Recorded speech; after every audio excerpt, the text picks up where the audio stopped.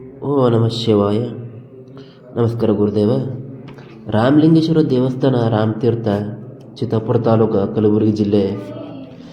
ಕಲಬುರಗಿಲಿಂದ 1 ಗಂಟೆ 49 ನಿಮಿಷ, 70 ಕಿಲೋಮೀಟರ್ ಅಂತರಂಗದಲ್ಲಿ ಇರುವ ಈ ಪ್ಲೇಸಿಗೆ ಹ್ಯಾಂಗೆ ಹೋಗಬೇಕು ಅಂತ ಹೇಳಿದ್ರಿ ಕೇಳ್ರಿ. ನಾವು ಮೊದಲು ತೊಗೊಂಡೋಗಿದ್ದು ಬೈಕ್ ತೊಗೊಂಡೋಗಿದ್ದು ಚಿತ್ತಾಪುರ ತಾಲೂಕು ಒಳಗಿರುವಂಥ ರಾಮತೀರ್ಥ ಅನ್ನೋ ಊರಿಗೆ ಈ ರಾಮಲಿಂಗೇಶ್ವರ ದೇವಸ್ಥಾನ ತೋರಿಸ್ಬೇಕು ಅಂತ ಹೇಳಿ ಹೋಗಿದ್ದವ್ರು. ಎಷ್ಟು ಅದ್ಭುತ ಅಂತ ಹೇಳಿದ್ರಿ, ದೇವಸ್ಥಾನ ಎದುರೇ ಒಂದು ದೊಡ್ಡ ಗಾತ್ರ ಬಾವಿ ಅದ ರೀ. ಈ ಸ್ಥಳಕ್ಕೆ ರಾಮ ಲಕ್ಷ್ಮಣ ಬಂದು ಹೋಗ್ಯಾರಂತ ಸ್ಥಳ ಅದ ಅಂತ ಹೇಳಲಾಗ್ತದೆ ರೀ. ಗರ್ಭಗುಡಿ ಒಳಗೆ ಒಂದು ರಾಮಲಿಂಗೇಶ್ವರ ಲಿಂಗ ಇತ್ತು, ಅದರ ಬಾಜು ಇನ್ನೊಂದು ಲಿಂಗ ನೀವು ನೋಡ್ಬೋದು. ಅದು ಅಲ್ಲದೆ ಈ ಊರೊಳಗೆ ಇನ್ನೊಂದು ಬಾವಿ ಅದ ರೀ. ಆ ಬಾವಿಗೆ ಮೊಬೈಲ್ ಬಾವಿ ಅಂತ ಹೇಳಿ ಕರೀತಾರೆ. ಮುಂದೆ ಬರ್ತಾ ತೋರಿಸ್ತಾರೆ, ಇಲ್ಲಿ ನೋಡ್ಬೋದು. ಬೇಸಿಗೆ ಬರಗಾಲ ಬಂದರೂ ಆ ಬಾವಿ ಬತ್ತು ಹೋಗಲ್ಲ ಅಂತ ಹೇಳಲಾಗ್ತದೆ. ಇಲ್ಲಿನ ಹಿರಿಯರು ಹೇಳಿದ್ರಿ, ಭಾಳ ಪ್ರಾಚೀನವಾದದ್ದು, ಐತಿಹಾಸಿಕ ಹಿನ್ನೆಲೆ ಹೊಂದಿರುವಂಥ ದೇವಸ್ಥಾನ ಇದು. ಶ್ರೀರಾಮ ವನವಾಸ ಸೀತೆ ಹುಡುಕ್ಲಕ್ಕೆ ಬಂದಾಗ ಈ ಕಡೆ ಬಂದನು ಅಂತ ಐತಿಹಾಸಿಕ ಹಿನ್ನೆಲೆ ಇದೆ ರೀ. ಬಹಳ ಪ್ರಾಚೀನವಾದದ್ದು, ಐತಿಹಾಸ ಹೊಂದಿರುವುದರಿಂದ ಒಂದು ರೀತಿ ಪುಣ್ಯ ಕ್ಷೇತ್ರ ಅಂತ ಹೇಳ್ಬೋದು.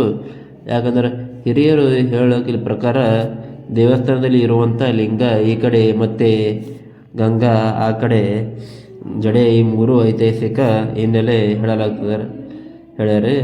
ಅದೇ ರೀತಿಯಾಗಿ ಈ ನಮ್ಮೂರು ಊರಿಗೆ ಬಂದು ಒಳ್ಳೆ ನೀರಿಗೆ ಬಂದು ಒಳ್ಳೆ ಅದ ಅಂತ ಹೇಳ್ಬೋದು.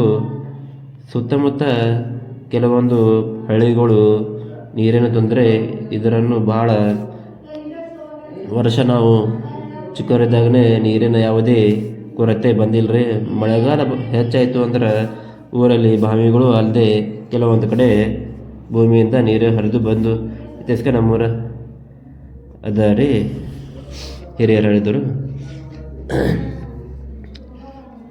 ಮಳೆಗಾಲ ಒಳಗೆ ಭೂಮಿ ಒಳಗೆ ನೀರು ಬರುವಂಥ ಐತಿಹಾಸಿಕ ಕೂಡ ಈ ಊರಿಗೆ ಅದ ಅಂತ.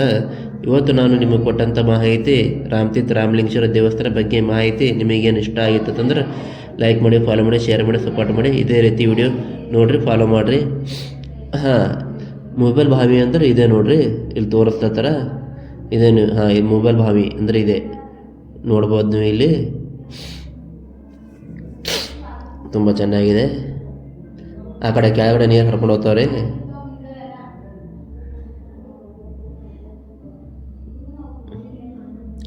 ಯೂಟ್ಯೂಬ್ ಚಾನಲಾಗಿ ಸಬ್ಸ್ಕ್ರೈಬ್ ಮಾಡ್ಕೊಳ್ಳಿ, ಫೇಸ್ಬುಕ್ ಫಾಲೋ ಮಾಡಿ, ಇನ್ಸ್ಟಾಗ್ರಾಮ್ ಫಾಲೋ ಮಾಡಿ. ಶರಣಾರ್ಥಿ. ಶುಭೋದಯ, ಶುಭವಾಗಲಿ. ಓ ನಮಃ ಶಿವ. ತುಂಬ ಧನ್ಯವಾದಗಳು. ಓ ನಮಃ ಶಿವ. ಶರಣಾರ್ಥಿ.